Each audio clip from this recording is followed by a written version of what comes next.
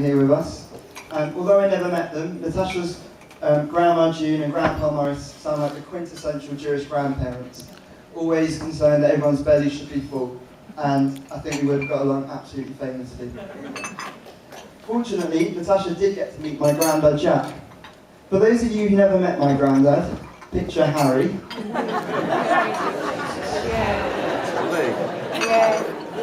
In a purple jumper, with an orange shirt and a red tie, driving a cab.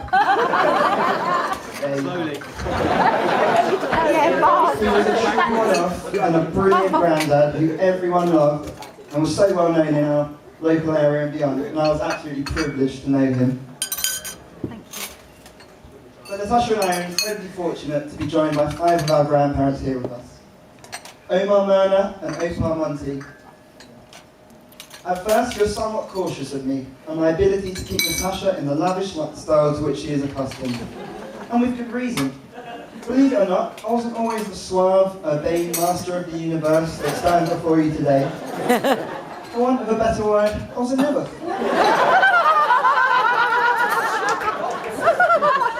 the first to admit that.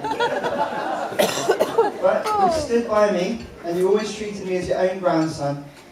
And you've shown me Natasha and I, so much generosity and kindness, and for that I'm blown away and incredibly grateful. And if it had not been for your approval,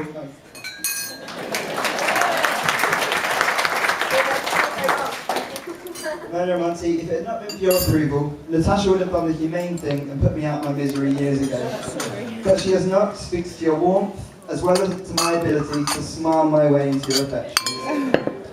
For those of you who don't know, it's a Markham family tradition for Dad to roast Grandma at occasions like these. Not in that way.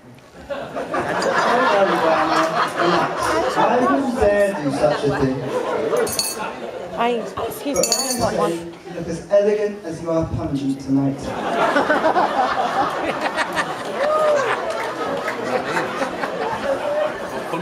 Smelly. Who said that well? Right, You Eva. really have been a fantastic grandma to me and to all your grandchildren. And also, you mustn't worry, Homes Under the Hammer has been recorded, so you won't miss out on anything. Nana Ryder and Grandpa Norman. It is my absolute favourite way to spend an afternoon, to spend it on your couch, while plate after plate of delicious food is brought in. All my friends know not to call me during this sacred time, as it is likely that my cheeks will be engorged with food, or else I will be a slumber in a post-meal euphoria. You have been the most utterly splendid grandparents to Candice, Harry and I, and Natasha knows how awe I am of you. And I hope that Natasha and I can only be half as happy as you have been.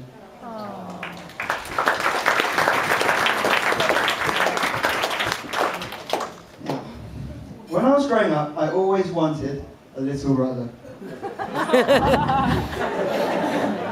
Then you got Harry. While Candice was a decent proxy, and despite several abortive attempts at operations and hormone treatments, which are still visible, Candice was never really brother material. Still, I prayed. Let me just say this: be bloody careful what you wish for.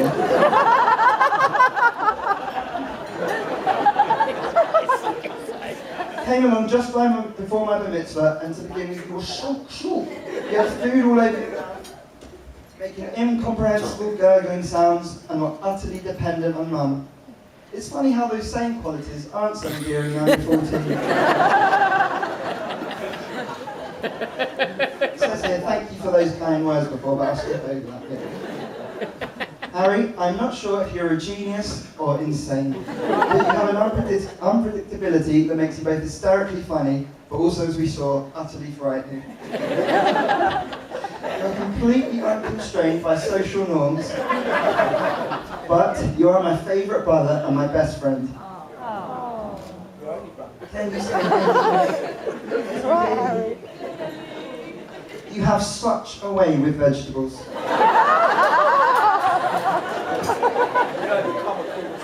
For those of you who have watched Candice's award-winning Edinburgh performance, I'm sure you will agree. You and Tash have become best friends, and when you go out anywhere together, it is a sight to behold, you whipping each other into frenzies like a pair of whirling dervishes.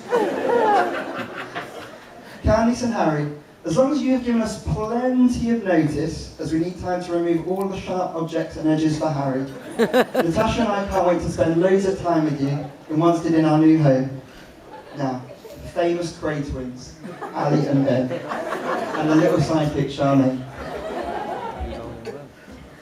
Ali and Ben, when we first met, you two were little loggerses always getting into fights. Although Ben's no longer so little, some other things never change. You're two of the funnest and funniest little morons I have ever met.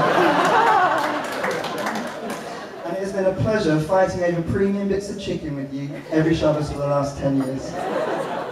While Ben's partner, Tulip Chernoff, couldn't be here today,